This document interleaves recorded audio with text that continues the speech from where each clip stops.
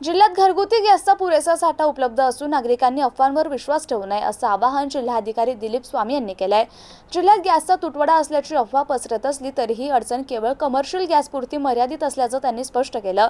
नागरिक मोठ्या प्रमाणावर बुकिंग करत असल्यामुळे गॅस मिळण्यास थोडा विलंब होऊ शकतो, मात्र घरगुती गॅसचा कुठेही तुटवडा नसल्याचं जिल्हाधिकाऱ्यांनी सांगितलं। तसेच गॅसचा काळाबाजार करणाऱ्यांवर जिल्हा प्रशासनाचं लक्ष असून अशा प्रकारांवर कठोर कारवाई करण्यात येईल असा इशाराही त्यांनी दिला आहे। नमस्कार, मी दिलीप स्वामी, जिल्हाधिकारी तथा जिल्हा दंडाधिकारी बोलतोय। आपणाला सर्वांना माहिती आहे, आंतरराष्ट्रीय स्तरावरच्या काही प्रसंगामुळे आपल्याकडे गॅस आणि डिझेल पेट्रोलचा तुटवडा आहे अशा पद्धतीच्या बातम्या प्रसारित झाल्या। काही लोकांनी अफवा पसरवले, त्यामुळे खूप ठिकाणी पॅनिक परिस्थिती निर्माण झालेली आहे।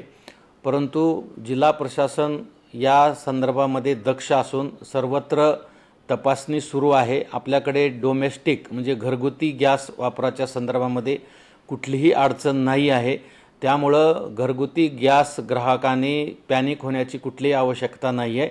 आपणाला रजिस्ट्रेशन नंतर जो काही कालावधी दिला जाणार आहे त्या कालावधीमध्ये आपल्याला गॅस सिलेंडर मिळणार आहे।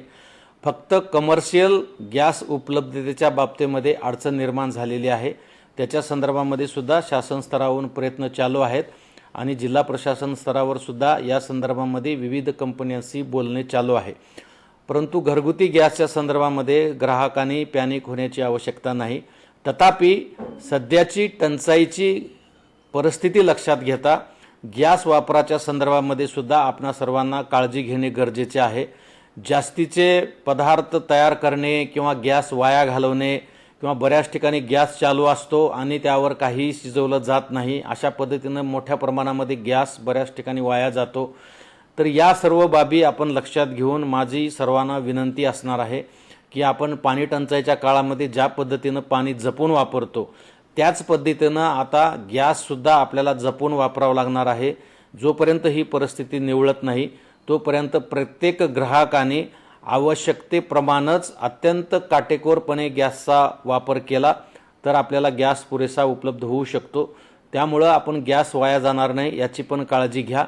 संपूर्ण गॅस एजन्सीच्या तपासण्या आमच्या पुरवठा विभागाच्या टीम मार्फत तयार केलेल्या तपासण्या होत आहेत। जिल्हाभरामध्ये आपण 11 टीम तयार केलेल्या आहेत आणि कालपासून सातत्यानं या ठिकाणी तपासण्या सुरू आहेत। कुणी जर काही सावळा गोंधळ करत असेल, काळा बाजार करत असेल आणि त्याच्या पद्धतीनं काही साठे वगैरे करून ठेवत असतील तर तुम्ही जिल्हा प्रशासनाशी संपर्क करा, जिल्हा पुरवठा अधिकाऱ्याशी संपर्क करा।